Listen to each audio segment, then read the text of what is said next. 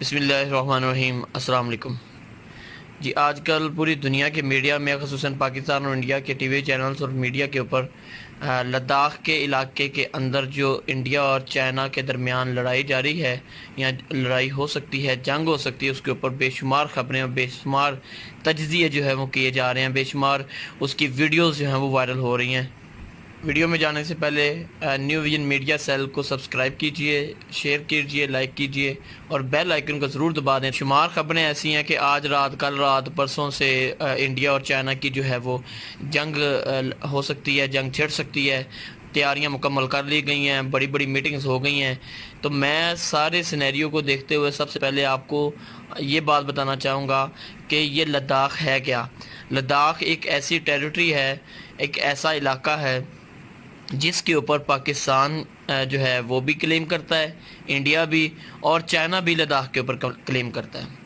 اور آج تک یہ خطہ اسی طرح یہ علاقہ پڑا ہوا تھا، کیونکہ پاکستان اور چائنا کے تعلقات بہت اچھے ہیں۔ سے شاید بہت سارے لوگ اختلاف کریں، شاید اس بات کو نہ ماننے کے لیے تیار ہوں، لیکن ایک بات سمجھ لیجئے، یہ بہت بڑا گیم جو ہے وہ کھیلا جا رہا ہے، بہت بڑا۔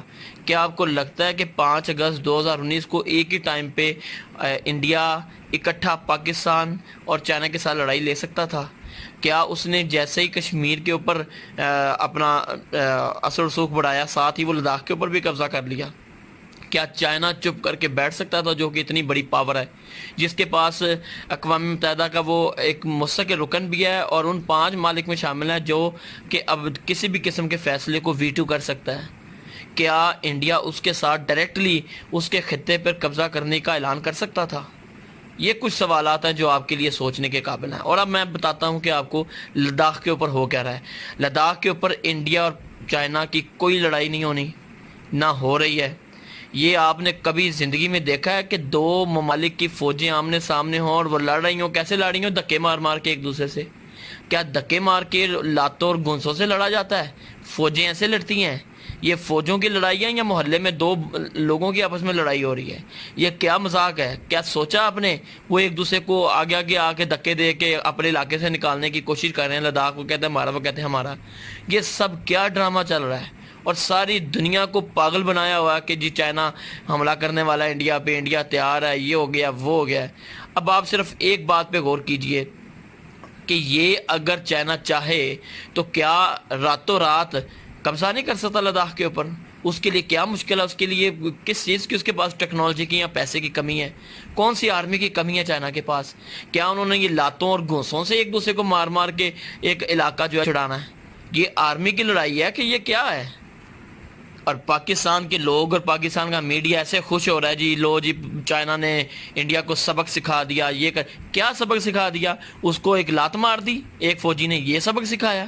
یہ اس کو سبق سکھانا کہتے ہو؟ اور اپنی عوام کو خوش فہمیوں میں ڈالا ہوا ہے، جی راتوں رات چائنا نے حملہ کر دینا، چائنا کی فوج تیار ہے، بھارت کا ستیہ ناش ہو جائے گا، تہس نہس ہو جائے گا۔ اور بھائی یہ یہاں بیٹھے ہم ہوش کے ناخن لیں، ہم ریئلٹی کی طرف آئیں، ہم حقیقت کو دیکھیں، فیکٹ کو سمجھیں۔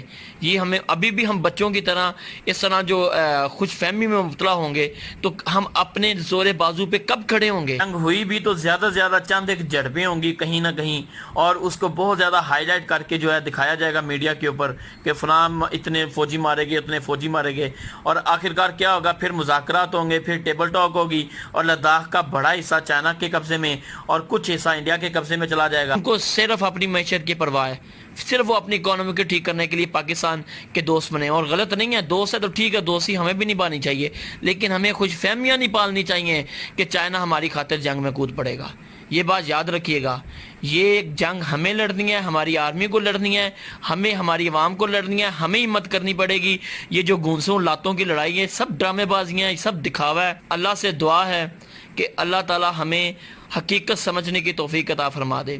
سے دعا ہے کہ اللہ تعالی ہماری عوام اور خصوصاً ہماری فوج کے حوصلے بلند کرے، اور اللہ تعالیٰ ان کو ہمت عطا کرے اور طاقت بخشے، اپنی غیب سے مدد فرمائے، تاکہ ہم اپنی کشمیری مسلمان بھائیوں کا بدلہ بھی لے سکیں اور ان کو آزاد بھی کروا سکیں، کہ اپنے ملک، پیارے ملک پاکستان کا حصہ بنا سکیں۔ پاکستان پائندہ باد، پاک فوج زندہ باد۔ اللہ حافظ۔